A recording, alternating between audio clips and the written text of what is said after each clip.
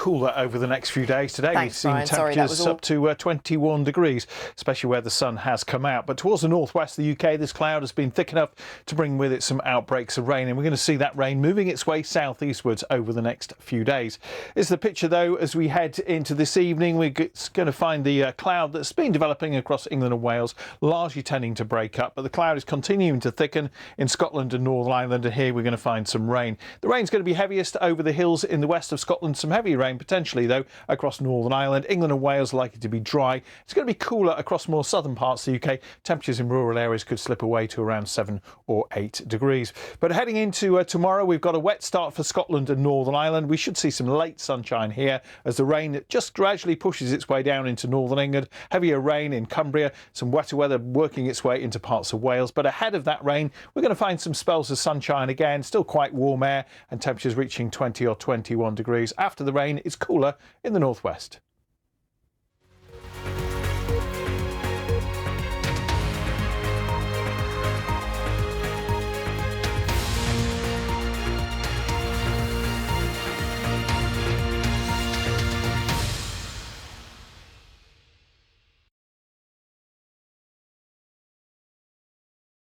Soaring energy bills this winter. Firms like this will benefit from huge government support that means that bills will be cut by around half their expected levels to try to keep companies afloat. There's some welcome bits, but there's a lot really unclear. Until I get my final bill and my final quote and I know what it's going to be, I can't relax. Schools, hospitals, charities will also get help. We'll be looking at the numbers, also on the programme. Russia's president announces plans to call up 300,000 reservists to help its military campaign in Ukraine, and he issues this threat to the West. If the territorial integrity of our country is threatened, then to defend Russia and our people, we shall, of course, use all means at our disposal. I am not bluffing. Donald Trump and 3 of his children face a fraud lawsuit after an investigation into their family business in New York. The father of 14-year-old Molly Russell, who took her own life after viewing harmful content online, tells an inquest she'd been able to access material from the ghetto of the online world. And warming up for his final farewell, the tennis legend Roger Federer tells us about his retirement plans after his last match in London this weekend. And coming up on the BBC News channel, it has emerged that the pilot of the plane that crashed, killing the footballer Emiliano Sala, had earlier told a friend he was worried the plane was dodgy.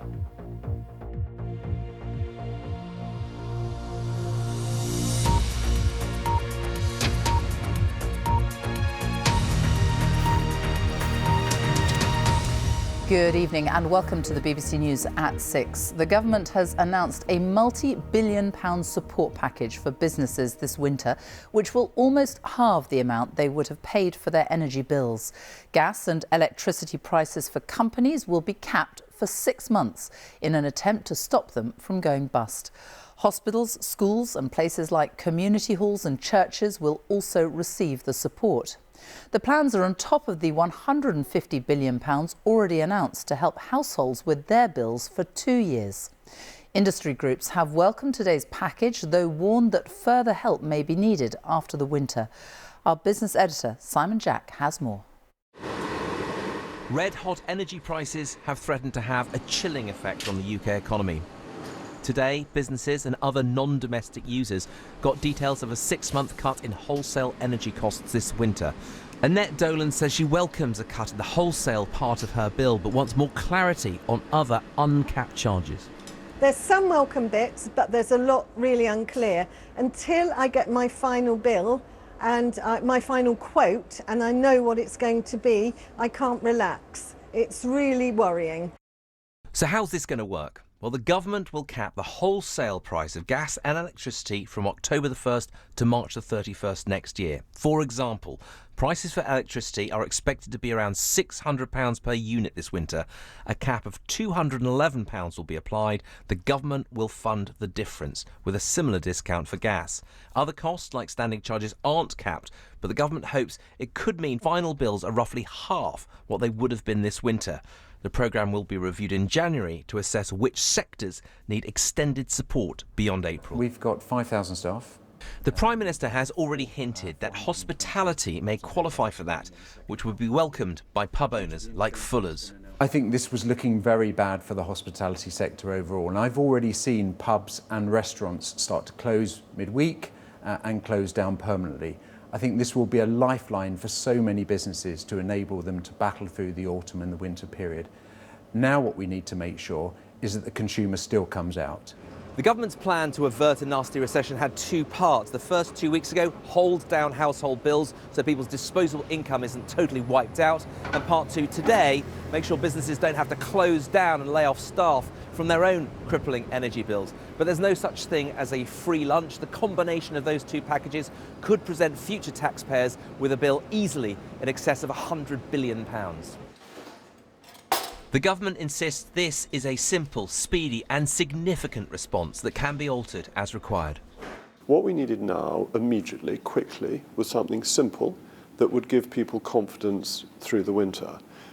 What we will have is a review in 3 months' time, which will allow us to see that we are giving support in the right places and that we can ensure that continued support, if that's necessary, is directed at where it needs to go. The Labour Party said that businesses still didn't have enough clarity to plan for the future. If you're a business and you need to be able to plan on any kind of reasonable time frame, you're not getting any of the certainty that you should get from an announcement of this significance. So I'm a bit worried about people still not knowing what the future will hold for them. This is intervention on the scale of the COVID furlough scheme. And it's not guaranteed to prevent recession. But like then, the alternative may have been a severe economic slump. Simon Jack, BBC News. Well, the government expects the scheme for businesses to cost tens of billions of pounds, although the exact figure is not yet known. That's on top of the £150 billion plan to help households with their bills for 2 years. So how is it all going to be paid for? Our economics editor, Faisal Islam, has been looking at the numbers. Yes, Sophie. The cost of today's energy plan for businesses is, says the government, in the tens of billions of pounds. 25 billion, says one top energy analyst. A bit more, 40 billion, according to the Independent Institute for Fiscal Studies. It's actually quite difficult to work out, as it depends on gas prices and the structure of people's bills. But that gives a sense of scale. It's almost half the pandemic furlough scheme. And let's add on some of the other announcements we've had and we're going to have. In the next year, the household energy support costs around £60 billion. And if, as expected, there are a series of tax cuts for businesses and individuals, it could mean £35 billion a year less coming into the exchequer. These costs won't be paid for up front. The money will be borrowed. But it's important to say that the government feel that tax cuts on this massive scale will help grow the economy and therefore lower these costs eventually. But we have had no numbers or forecasts, which is how we'd ordinarily work all this out. This is where borrowing was thought to be going at the last official forecast in March. Now take a look at this latest prediction from the IFS. Borrowing is higher in every single year and by incredible amounts. This year, much of it will be down to that energy emergency. But over the next 5 years, it stays high. It's about over £400 billion more in borrowing over this period than forecast in March. So what could all this mean for the level of debt? That is all the annual borrowing made by governments added up over time. And this was the forecast back in March. But with these new announcements, borrowing will now rise and continue to do so. Not primarily, actually, because of the energy package. It's also down to these ongoing tax cuts and a slower economy.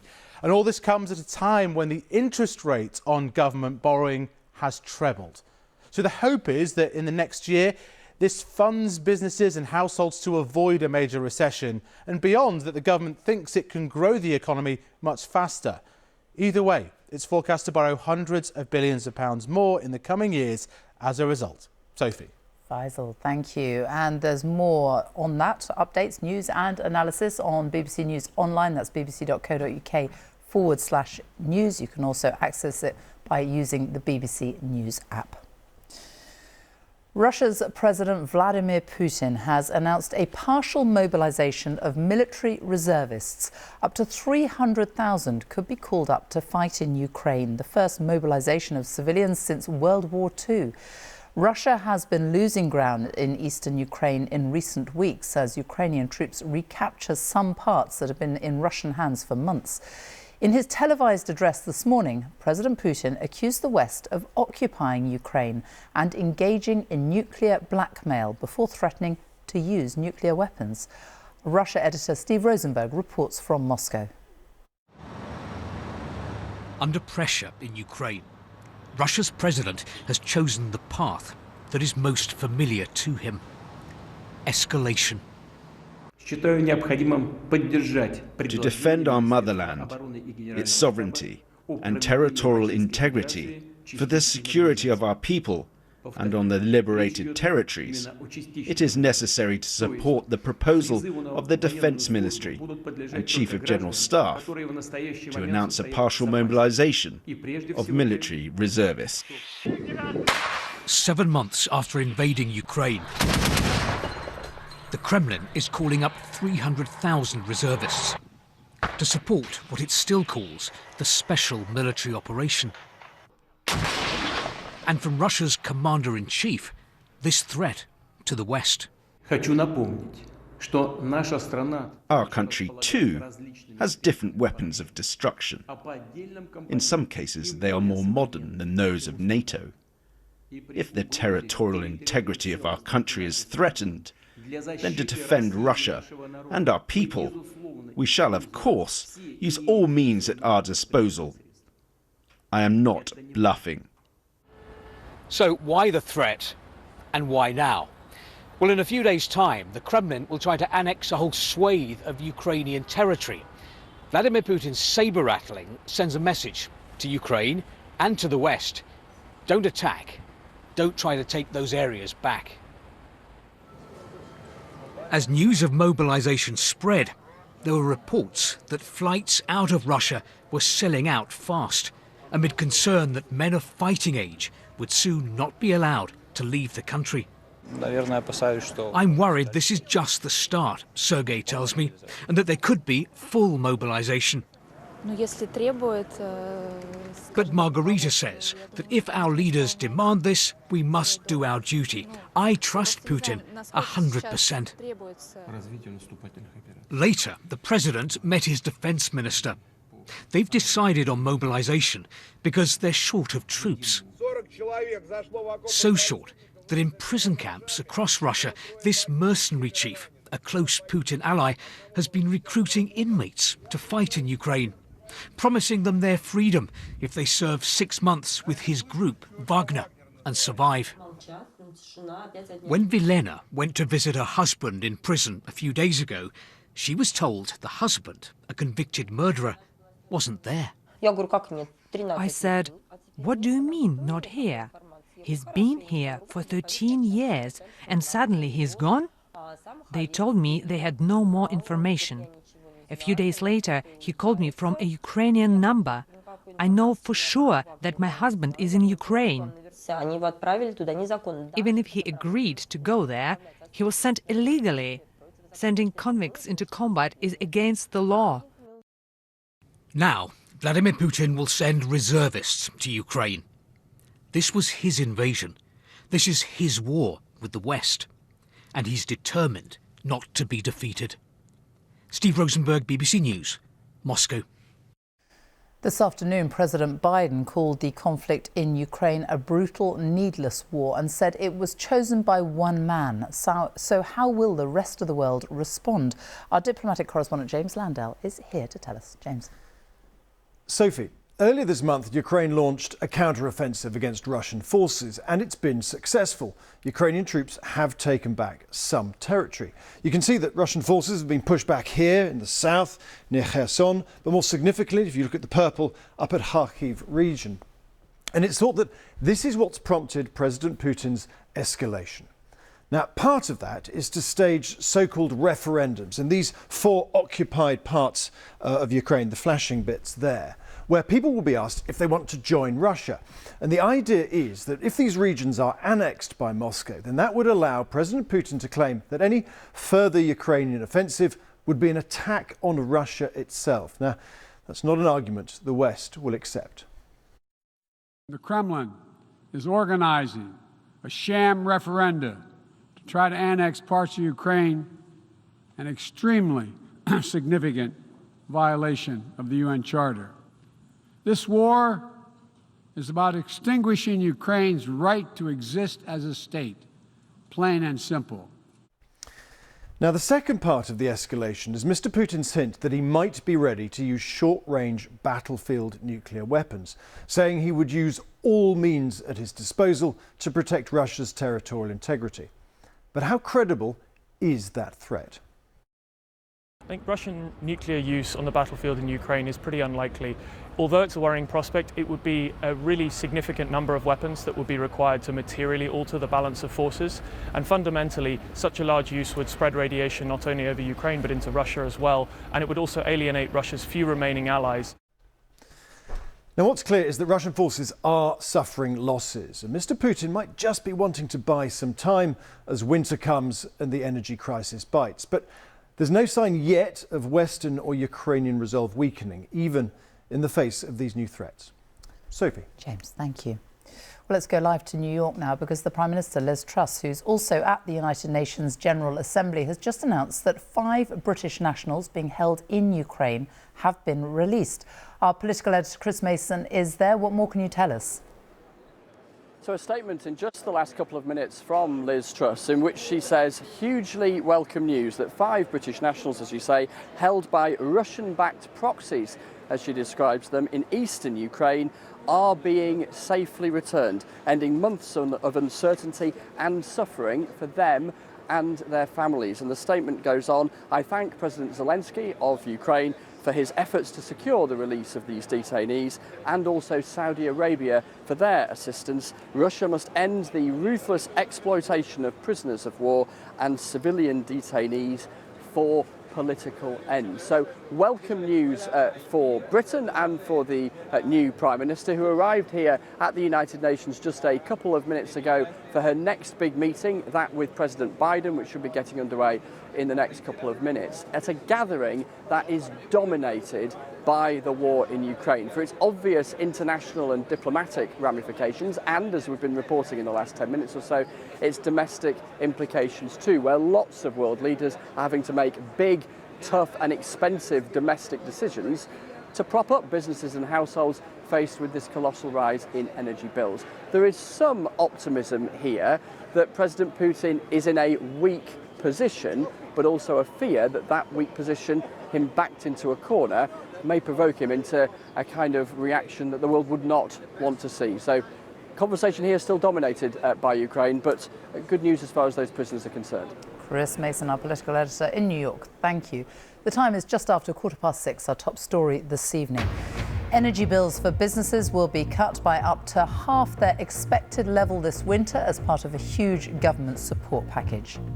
And the 20-time Grand Slam champion Roger Federer tells the BBC he wants to stay involved with tennis after he retires from the sport this weekend. Coming up in Sports Day on the BBC News Channel, Steve Clarke challenges his players to regain their momentum as Scotland host Ukraine in the Nations League, just 3 months after the visitors ended their World Cup dreams.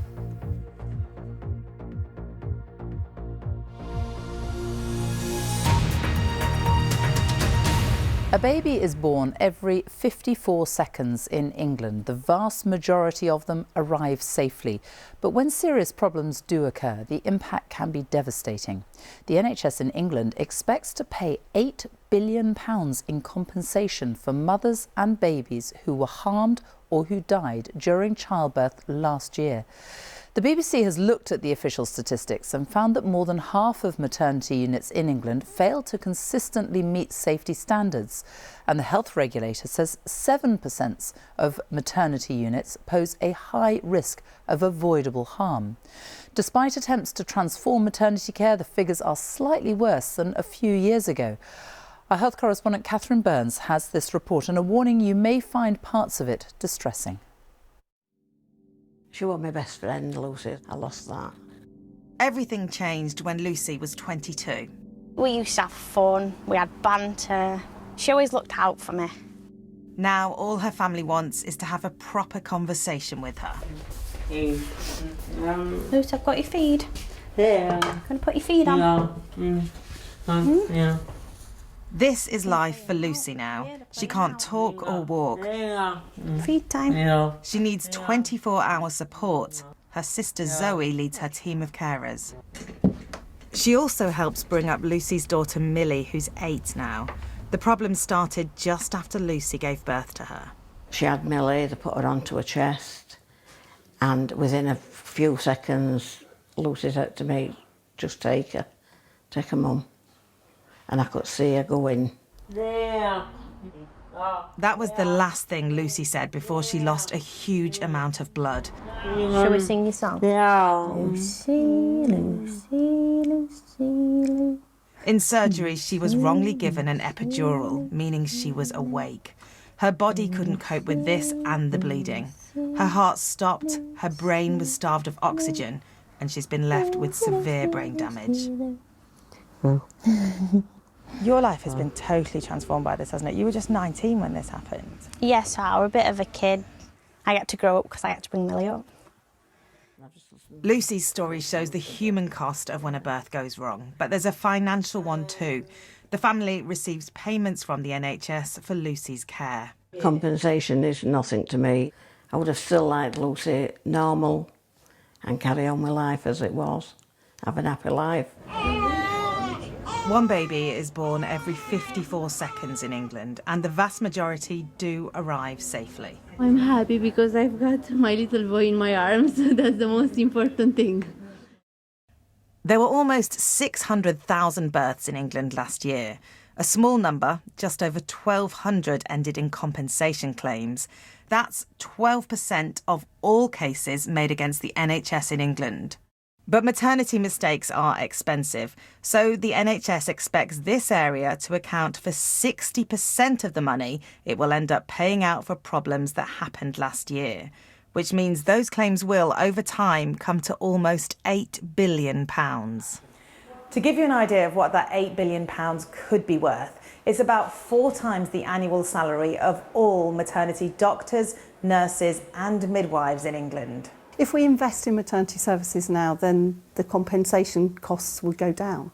But actually the most important thing is that women and families won't have the poor care, the poor outcomes, the devastating outcomes that we all know about. The government says it wants the NHS to be the best place in the world to give birth and has invested more than £200 million in maternity care. We want to ensure that babies and mums are cared for safely. If we get it right first time, those claims will reduce. Meanwhile, Lucy's family are left rebuilding their lives. I'll probably get married one day, but kids, it just goes through the thought, it goes through your mind like, will it happen to you? Danger is my fear now, because I'm always thinking, well, if I injure myself, that's another one down. Catherine Burns, BBC News.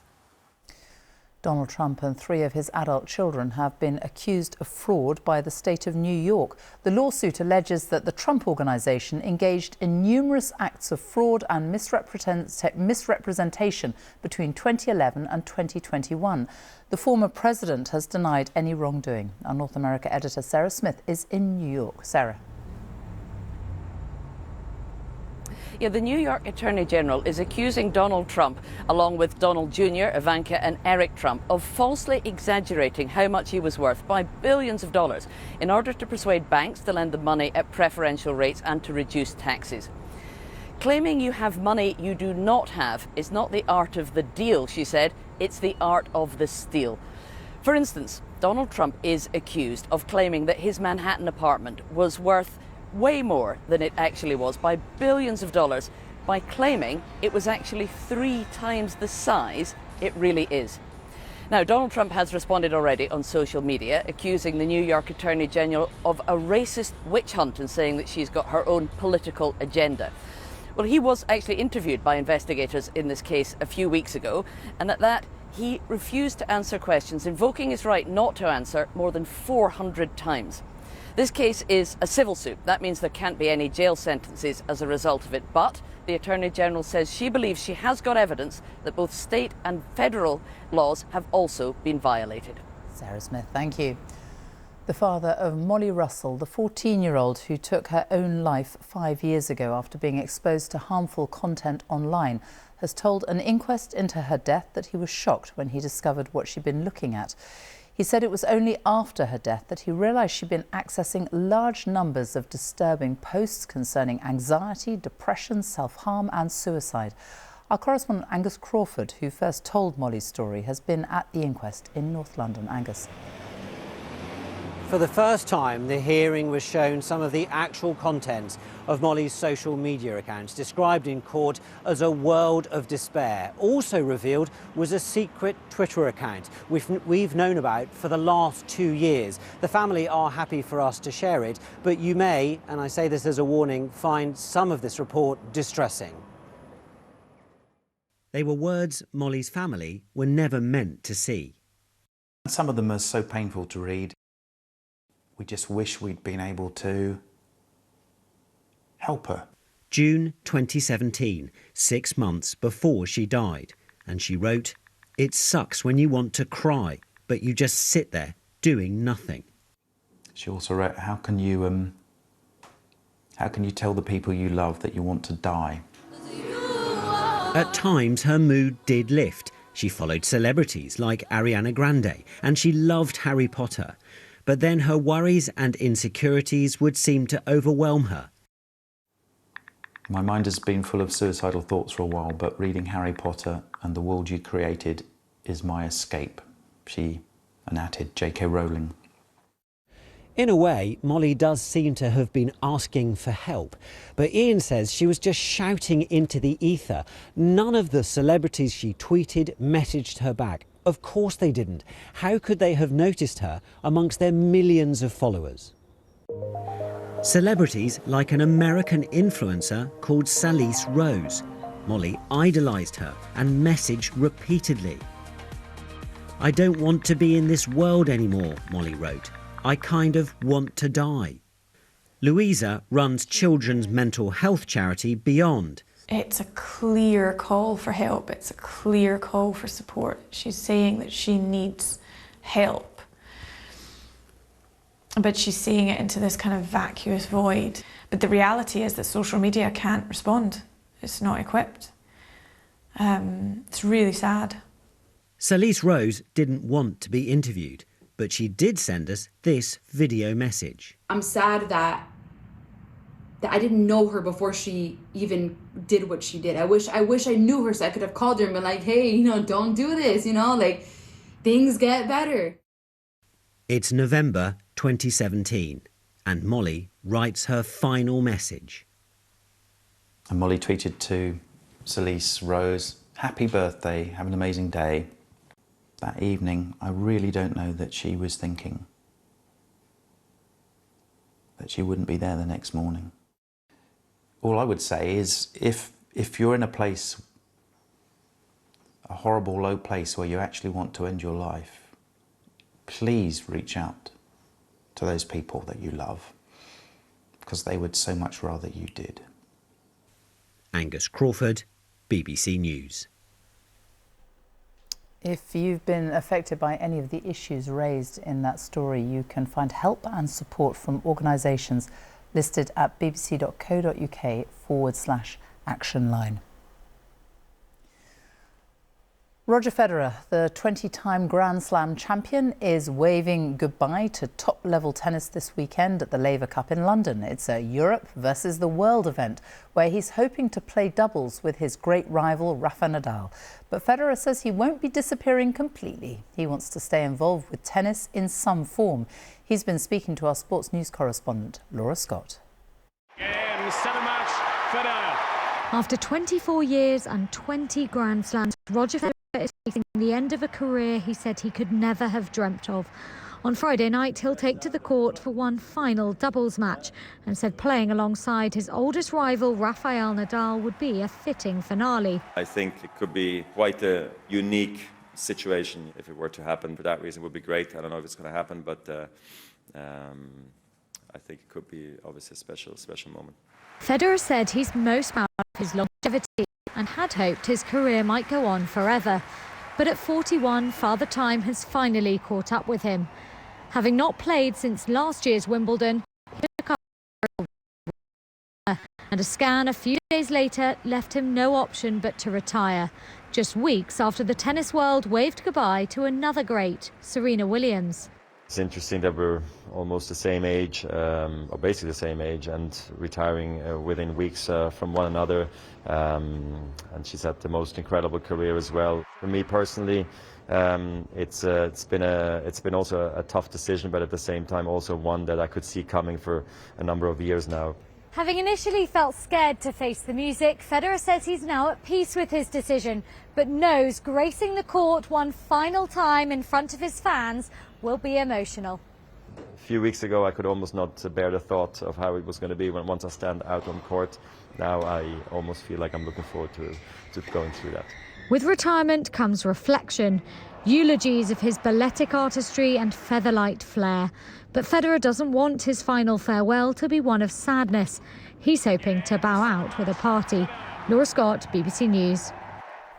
Time now for a look at the weather. Darren Bett is here, and what have you got for us? Changes on the way, Sophie. Today we've had sunshine across many parts of the country, and it's been reasonably warm for this time of the year as well. We've seen temperatures reaching the heights of 20 or 21 degrees. But there are some changes to come, because we are going to see cloud and rain moving down from the northwest. So this is what we're looking at the moment. And finally, we're seeing the back of the cloud across East Anglia. That's moving away, but look at all this thick band of cloud here that we've got in the northwest. That, of course, is a weather front, and it's not just bringing cloud, it's bringing this rain as well. Ahead of it, we've got some warm air that we had today with temperatures of 20 degrees or so. But this band of rain, the weather front, will slip its way southeastwards over the next few days, and around this area of high pressure we're going to draw down a cooler northwesterly breeze. There's the rain that we've got at the moment. It's mainly affecting the northwest of Scotland, but it'll turn wetter in other parts of Scotland and Northern Ireland overnight. Some heavy rain in the hills. England and Wales should be dry, and we'll see some clear skies in many areas as well. Could be a little chilly across some southern parts of the UK. Temperatures could be as low as 7 or 8 degrees. Milder in that rain in Scotland and Northern Ireland. And that rain should slowly move away from most of Scotland and Northern Ireland, with sunshine following. That wetter weather moves over the Irish Sea. It gets wetter in Northern England, particularly in Cumbria, but also some wet weather in Wales. Ahead of that, though, across other parts of England, we'll see some spells of sunshine. And we're still in the same air mass, so it's quite warm. Temperatures around 20, 21 degrees. Further north across the UK after the rain, even with some sunshine, it is cooler air, so temperatures will be around 15 or 16 degrees. By the time we get to Friday, we've got the rain here across East Anglia and the southeast of England, so a different look to the weather across this part of the UK. Elsewhere, we'll see some sunshine, a scattering of mostly light showers, and the bulk of those will be in Scotland and Northern Ireland, but those temperatures are typically back down to around 17 degrees. Sophie. Darren, thank you very much. And that's it from us. I'll be back with the news at 10. But the news continues right now here on BBC One, as it's time to join our colleagues across the nations and regions for the news where you are. Good night.